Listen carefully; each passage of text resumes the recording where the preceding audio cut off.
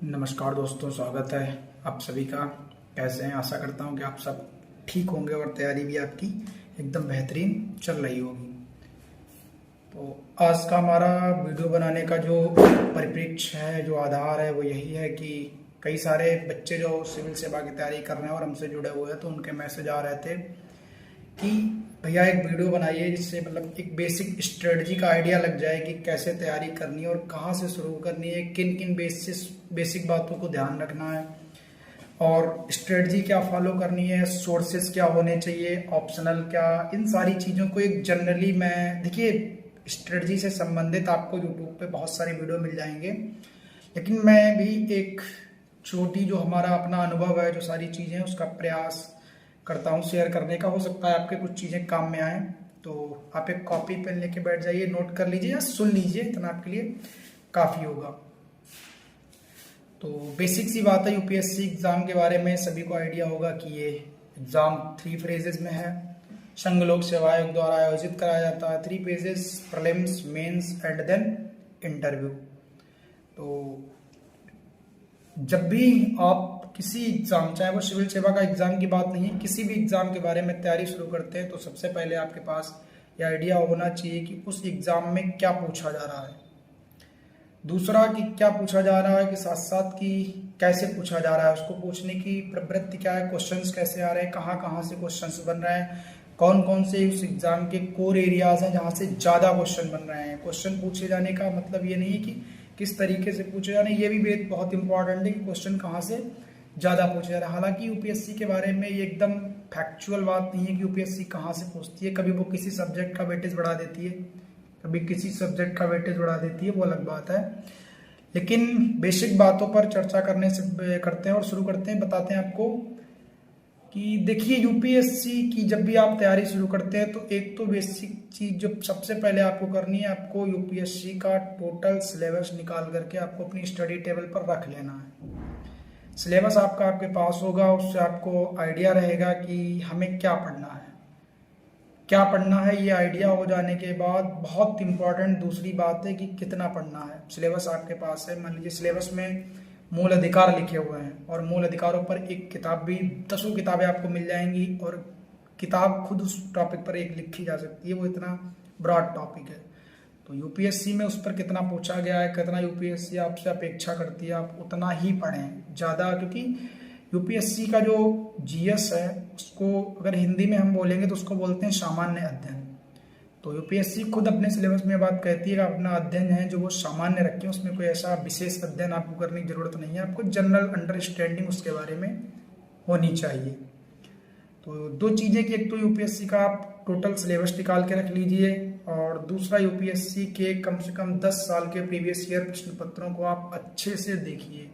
Questions कैसे पूछे जा रहे हैं, सारी चीज़ें आपके पास आइडिया होनी चाहिए।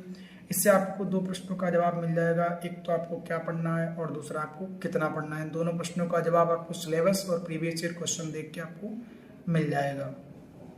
रही बात शुरुआत करने की कि आपको तैयारी की शुरुआत कहाँ से करनी है, तो मैं आपको इस बारे में बस इतना कहना चाहूँगा कि जब भी आप यूपीएससी की तैयारी की शुरुआत कर रहे हैं तो आप मेंस के लेवल से शुरू करिए। जो सेकंड फेज है आपका एग्जाम का, उसके लेवल से शुरू करिए, कि उसका जो मेंस का ही सिलेबस है वही कहीं ना कहीं सब कैटेगराइज करके उसको समराइज करके प्रीलिम्स में पूछ लिया जा रहा है। और जब आप आगे थर्ड फेज इंटरव्यू में जाएंगे तो वहाँ भी उन्हीं चीज़ों पर बात होती है जो मेंस के सिलेबस में शामिल है।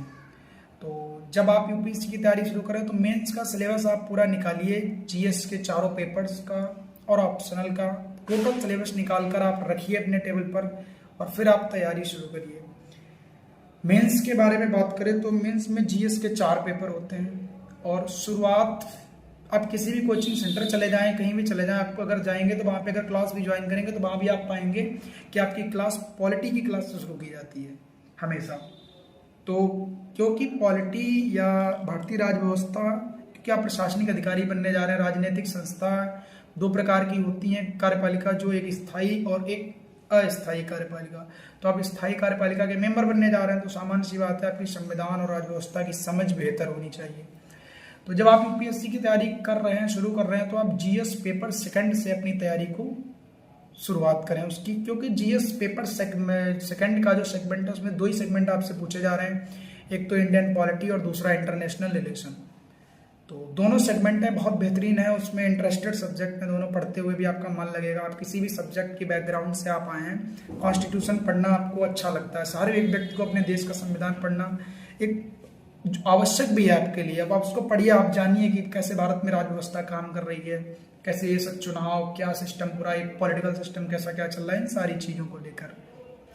तो आप सिलेबस निकाल लिया, सिलेबस निकालने के बाद आपने ये भी जान लिया कि आपको तैयारी शुरू कहाँ से करनी है। आपको शुरू करनी है जीएस सेकंड के पेपर से।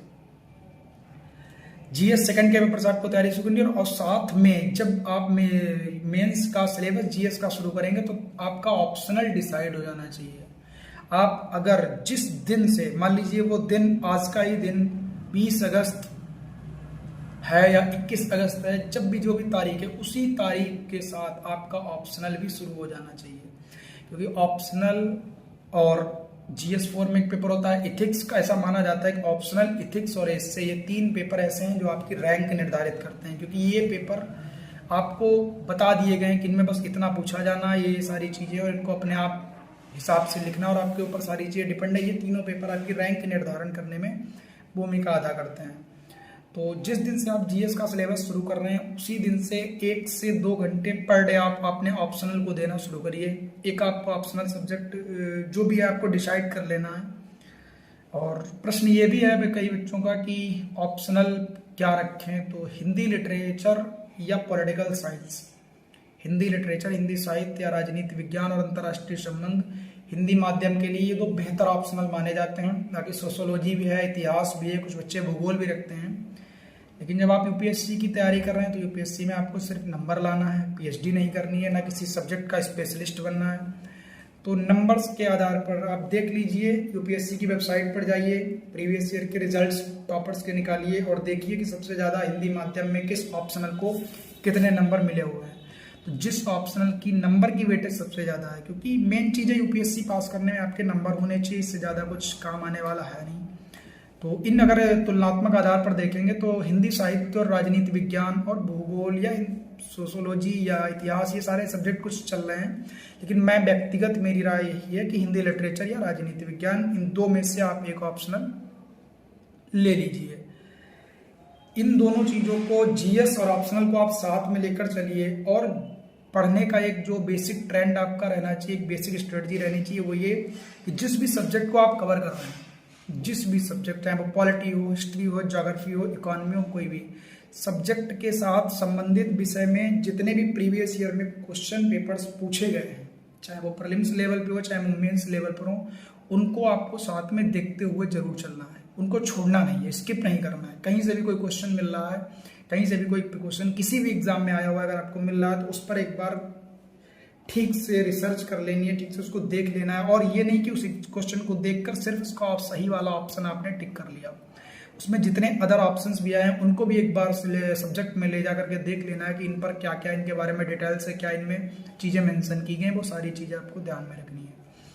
तो इन 2-3 बातों का विशेष ध्यान रखना है, एक आपको सिलेबस का, दूसरा प्रीवियस ईयर क्वेश्चन पेपर्स का, और पढ़ते time previous year question papers solve करने का। ये कुछ चीज़ें आप फॉलो करते रहेंगे तो आपकी जो तैयारी है वो सकारात्मक तौर पर चलती रहेगी, उसमें निगेटिविटी नहीं आएगी, इतना आप मेरा भरोसा मान के चलिए। और मैं अपने आत्मविश्वास के साथ बात कह सकता हूँ, मैंने बहुत सारे बच्चों से मिला हूँ जो यूपीएससी दे रहे हैं, दे चुके हैं, और मैं खुद एक एस्पिरेंट हूँ और मैं यूपीएससी के बच्चों को पढ़ा भी रहा हूँ। तो जो मेरा अपना बेसिक अनुभव है उसके हिसाब से मैं आपको चीज़ें शेयर कर रहा हूँ। दूसरी बात आती है कि रिसोर्सेज की, कि रिसोर्सेज क्या रखे जाएं। कि सिलेबस देख लिया सर मैंने और सारे सब्जेक्ट के बारे में जान लिया, ये भी सब्जेक्ट आ रहा है, ये भी सब्जेक्ट आ रहा है, ये है वो है, सारा सब कुछ देखने के बाद बच्चों के अंदर रिसोर्सेज को लेकर बहुत कंफ्यूजन रहती है, कौन सी बुक पढ़ें, कौन सी बुक लाएं, क्या खरीदें, क्या ना करें। रिसोर्सेज को लेकर मेरी व्यक्तिगत राय अगर आप जानना चाहें तो मैं व्यक्तिगत राय के आधार पर आपसे कहूँगा कि आप किसी विशेष बुक को, मैं इंपॉर्टेंस देता नहीं हूँ, मैं कभी सजेस्ट नहीं करता हूँ कि आप ये बुक ले आकर पढ़ लें, वो बुक ले आकर पढ़ लें, ऐसा पढ़ लें, वैसा पढ़ लें। मैंने पाया है कि बहुत से बच्चे इसी मामले में भटक जाते हैं। रिसोर्सेज को लेकर किसी भी सब्जेक्ट का रिसोर्स हो, कुछ भी हो, आप किसी भी हिंदी माध्यम की या आप हिंदी माध्यम से तैयारी करें तो हिंदी माध्यम की किसी भी प्रतिष्ठित कोचिंग संस्थान से आप नोट्स मंगा लीजिए। कंप्लीट नोट्स जीएस के ऑप्शनल के आपको वहां से मंगा लेने हैं, बस इतना आपके लिए काफ़ी है। क्योंकि आप, अगर मैं उदाहरण के तौर पर बात करूं, मैंने हिंदी साहित्य ऑप्शनल के नोट्स दृष्टि कोचिंग संस्थान से मंगाए और जो पूरा सेट वहां से मिलता है, या आप जैसे पॉलिटिकल साइंस ऑप्शनल रख रहे हैं, राजेश मिश्रा सर के प्रिंटेड नोट्स अगर आप मंगा लेते हैं ऑप्शनल के, तो उनमें इतना कंटेंट मिल जाता है कि उससे आप आराम से अपना एग्जाम कवर कर सकते हैं। ऐसी कोई भी दिक्कत नहीं आएगी, धूमधाम से आप सारे अपने प्रश्नों को कर पाएंगे। देखिए, जब आप नोट्स किसी कोचिंग सेंटर के प्रिंटेड नोट्स मंगा रहे हैं, आपने वहां जाकर कोचिंग तो नहीं की है, नोट्स मंगाए हैं, नोट्स को पढ़ते टाइम आपको यूट्यूब या ऑनलाइन, देखिए ऑनलाइन प्लेटफॉर्म सबके हाथ में स्मार्टफोन है, इसका सहारा लेना है। देखिए, हमको समय की बचत करनी है यूपीएससी में, और समय और धन दोनों की बचत करनी है। हर विद्यार्थी के सामने एक आर्थिक समस्या बनी रहती है और आर्थिक समस्याओं से वो जूझता रहता है। तो अब रिसोर्सेज की बात करते हुए मैंने आपको बताया कि आप किसी भी coaching centre, authentic coaching centre जो बढ़िया चल रहा है, प्रतिष्ठित, जिसका नाम है, आप उसके नोट्स मंगा लीजिए, प्रिंटेड नोट्स। जीएस के कंप्लीट नोट्स मिल जाएंगे, ऑप्शनल के भी मिल जाएंगे, एसए की अगर आप बात करें तो एसए पर भी आपको बुक मिल जाएंगी। तो सिर्फ आप उसके नोट्स मंगा लीजिए, आपको कोई भी बुक पढ़ने की जरूरत नहीं है। उन नोट्स को आप पढ़िए, नोट्स से संबंधित डाउट्स को आप यूट्यूब पे डालिए, यूट्यूब से वीडियो देख लीजिए, बहुत सारे सब्जेक्ट्स की वहाँ प्लेलिस्ट लगी हुई हैं, जैसे कि ज्योग्राफी के कुछ, फिजिकल ज्योग्राफी है जैसे कुछ, तो उसमें कुछ ऐसे टॉपिक हैं जो नहीं ऐसे समझ में पढ़ने में आते हैं, उन्हें आप यूट्यूब पे डाल के देख लीजिए। जिस कोचिंग के आपने नोट्स मंगाया उस कोचिंग का भी यूट्यूब चैनल आप खोल लेंगे तो उस पर ऐसे बहुत से आपको वीडियो मिल जाएंगे। तो बेसिक तैयारी में आपको ये सारी चीज़ें ध्यान में रखनी है। बाकी मैं भी व्यक्तिगत तौर पर मैं खुद प्लान कर रहा हूँ आपको इंडियन पॉलिटी और इथिक्स, और हो सकता है हिंदी साहित्य ऑप्शनल, मैं चीज़ें ये बताऊंगा इनके बारे में और पढ़ाऊंगा भी। आप हमसे जुड़े रहेंगे तो आपको इसका लाभ मिलेगा। आपको नोट्स मैंने बताया मंगा लेने, और नोट्स के साथ पढ़ते टाइम आपको previous year question paper solve करते हुए नोट्स को पढ़ना है, और साथ में यूट्यूब और थोड़ा सोशल मीडिया का सहारा या ऑनलाइन चीज़ों का सहारा लेना है। सॉरी, सोशल मीडिया नहीं, गूगल और यूट्यूब, इन सब का सहारा लेकर के आपको उन नोट्स को अच्छे से को कवर करना है और प्रीवियस ईयर पेपर्स को पढ़ना है। देखिए, बुक्स आप मंगा लेंगे तो पहली चीज़ तो बुक्स पढ़ना संभव नहीं हो पाता है। कोई भी, मैंने भी लक्ष्मीकांत मंगाई हुई है, रखी हुई, मैंने आज तक उसे पूरा नहीं पढ़ पाया। कभी ऐसा नहीं होता कि आप किसी बुक को पूरा पढ़ लें और एकदम सारी चीज़ें ध्यान रख पाएं। आप नोट्स मंगाइए, नोट्स से भी अपने शॉर्ट नोट्स तैयार करिए, वन लाइनर चीज़ें तैयार करिए, बहुत शॉर्ट में उनको, जैसे 200 पेज का कोई नोट्स है, प्रयास करिए कि उसको 100 पेज में कंसाइज कर सकें, जिससे एग्जाम टाइम एक बार आप चलते हुए उसको पलट कर देख लें तो आपको बेसिक याद आ जाए कि इस चीज़ में बेसिक क्या है। तो रिसोर्सेज को लेकर सिर्फ एक चीज़, किसी भी कोचिंग के बढ़िया नोट्स आप मंगा लीजिए प्रिंटेड, बस उसी से तैयारी करिए, कुछ अदर चीज़ें मंगाने की आपको ज़रूरत नहीं है। दूसरी बात, प्रीवियस ईयर पेपर को आपको ध्यान में रखना है। प्रीवियस ईयर पेपर नहीं कहीं मिल रहे हैं तो आप एक यूपीएससी पेपर्स नाम से प्ले स्टोर पे जाएंगे तो वहाँ पे ऐप में आपको मिल जाएगा। उसमें 2012, 13, 14 के बाद से अब तक के सारे प्रीलिम्स के, मेंस के सारे ही पेपर्स वहाँ पे आपको उपलब्ध है, आराम से आप कर ले जाएंगे।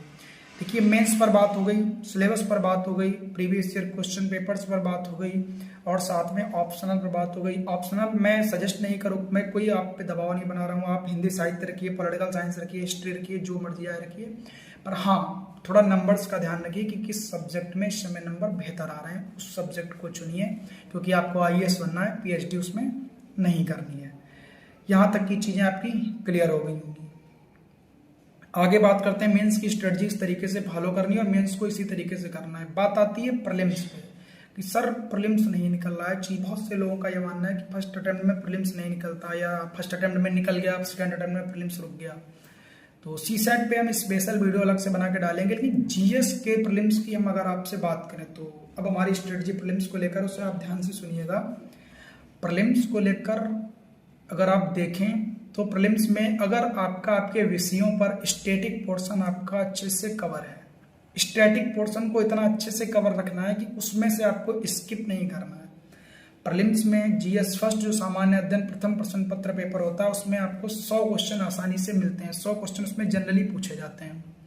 100 क्वेश्चन में से आप इस बात को ध्यान से सुनेंगे, 100 क्वेश्चन में से आपके जो मेन सब्जेक्ट है यूपीएससी के, history, geography, polity, economy, art and culture, कितने हो गए? History, economy, polity, art and culture, science and technology, geography, ऐसे 5 से 6 सब्जेक्ट हैं। 5 सब्जेक्ट भी आप 5 सब्जेक्ट सेलेक्ट कर लीजिए कम से कम, कि इन 5 सब्जेक्ट को हमको स्टैटिक तौर पर इतना मजबूत कर लेना है कि अब हमें इससे क्वेश्चन गलत नहीं होना चाहिए। और ये मैं आपको यकीन दिलाता हूँ, आप किसी भी साल का प्रीवियस ईयर का पेपर प्रीलिम्स का उठाकर देख लीजिए, आपको एवरेज 10 से 12 क्वेश्चन हर सब्जेक्ट से मिल ही जाएंगे, चाहे वो हिस्ट्री हो, चाहे पॉलिटी हो, चाहे ज्योग्राफी हो, चाहे इकोनॉमी हो, या कोई भी सब्जेक्ट आपको स्टैटिक पोर्शन से 10 क्वेश्चन पर सब्जेक्ट आपको प्रीलिम्स में उसका वेटेज मिल ही जाता है। थोड़ा इधर उधर रहता है तो फिर दूसरे सब्जेक्ट में उतने ज़्यादा बढ़ जाते हैं। मान लीजिए किसी साल हिस्ट्री के 8 ही क्वेश्चन पूछ लिए, तो पॉलिटी के उधर 16-17 क्वेश्चन पूछ लिए, ज्योग्राफी के 15-16 क्वेश्चन पूछ लिए, एवरेज आप 10 क्वेश्चन मान के चलिए। और प्रीलिम्स आपको सिर्फ क्वालिफाई करना है, प्रीलिम्स में कोई टॉप तो करना नहीं है। जीएस की बात कर रहा हूँ, जीएस में आपको नंबर देखने हैं। प्रीवियस ईयर आप टॉपर्स के रिजल्ट जीएस प्रीलिम्स के उठाइए, बहुत ज़्यादा 200 नंबर का होता है, आपको उसमें 100-110 नंबर लाने हैं, इससे ज़्यादा आपको लाने हैं नहीं, इतने में आपका प्रीलिम्स क्वालिफाई हो जाता है। चाहे आप जनरल से हैं, चाहे आप ओबीसी से हैं, चाहे SC ST या किसी भी उससे हैं, तो नॉर्मली 100 या 110 नंबर आपको उसमें लाने हैं, उतने में आपका प्रीलिम्स आराम से क्वालिफाई हो जाता है। देखिए, मैंने आपको बताया 4-5 बेसिक सब्जेक्ट आपको पकड़ लेने। मान लीजिए किसी का हिस्ट्री अच्छा है, पॉलिटी अच्छा है, तो हिस्ट्री, पॉलिटी, ज्योग्राफी, इकोनॉमी, किसी ने 4 सब्जेक्ट पकड़ लिए, एक साथ में साइंस टेक भी पकड़ लिया, या आर्ट एंड कल्चर, या कोई भी ऐसा सब्जेक्ट जो आपने ले लिया। जनरली मैंने बताया कि हर सब्जेक्ट से आपको 10 क्वेश्चन वहाँ पे मिल जाएंगे। 5 सब्जेक्ट आपने लिए, 5 सब्जेक्ट में आपने स्टैटिक पोर्शन इतना मजबूत किया, प्रीलिम्स के इतने क्वेश्चंस प्रैक्टिस किए, इतनी सारी उस पर प्रैक्टिस की, इतना अच्छे से उसकी तैयारी की कि आप उन 5 सब्जेक्ट में कंफर्टेबल हैं कि अगर उस 5 सब्जेक्ट से मान लो 15-15 क्वेश्चन भी आ गए प्रीलिम्स में, तो 15 नहीं तो आप 10-10 भी क्वेश्चन अगर उसमें आप 100% श्योर सही कर पाएंगे, तो आपके 10×5=50 यानी 50 क्वेश्चन आपके सही हो गए। और 50 क्वेश्चन सही होने का मतलब है कि आपको 50 × 2 = 100, आप 100 नंबर के आसपास पहुंच जाएंगे। कितना भी गलत हो जाए तो 90 नंबर आपके तब भी आ जाएंगे। और देखिए, जब आप 5 सब्जेक्ट पढ़ रहे हैं, ऐसा तो नहीं बाकी अदर सब्जेक्ट आपने नहीं पढ़े हैं, वो भी पढ़े, हो सकता है उनसे कोई सब्जेक्ट क्वेश्चन मिलता जुलता मिल जाए, उसे भी आप सही करेंगे। लेकिन आपको जब प्रीलिम्स एग्जाम में बैठना है, जीएस की मैं स्ट्रेटजी आपको प्रीलिम्स की बता रहा हूँ। मेंस पे जब आपके देखिए, आप हमसे क्वेश्चन कमेंट्स में पूछ लेंगे, जो सी चीज़ें रहेंगी उन पर एक अलग वीडियो बना देंगे। लेकिन प्रीलिम्स की जो बेसिक स्ट्रेटजी उस पर बात कर लेते हैं कि जब आप जीएस का पेपर सॉल्व कर रहे हैं, मान लीजिए आपने पॉलिटी पढ़ा, अगर पॉलिटी पे आप कॉन्फिडेंट है तो सबसे पहले जीएस में आप पॉलिटी के क्वेश्चंस को फोकस करिए, कितने क्वेश्चन पूछे गए उनमें से आप कितने कर पा रहे हैं। आपको उसमें 12 क्वेश्चन या 15 क्वेश्चन मिले, आपने 10 सही कर पाए, आप 10 सही करिए, बंद कर दीजिए। फिर आप हिस्ट्री ढूंढिए। मॉडर्न इंडिया आप पढ़ के गए अच्छे से, मॉडर्न इंडिया पर कमांड है, स्टैटिक पोर्शन आपका मजबूत है, मॉडर्न इंडिया से मिले वाले क्वेश्चंस को आप सॉल्व करिए। आपने पाया कि 10 क्वेश्चन आपने वहां सॉल्व कर लिए, तो ऐसे ही कर करके जब आपने पाया कि आपने 40 क्वेश्चन, देखिए आप 4 सब्जेक्ट तो आप तैयारी कर ही सकते हैं आराम से यूपीएससी में, क्योंकि आप यूपीएससी की तैयारी कर रहे हैं, कोई आम विद्यार्थी नहीं है। क्योंकि आप थोड़ा फोकस करिए, क्योंकि आपको मेहनत तो करनी पड़ेगी।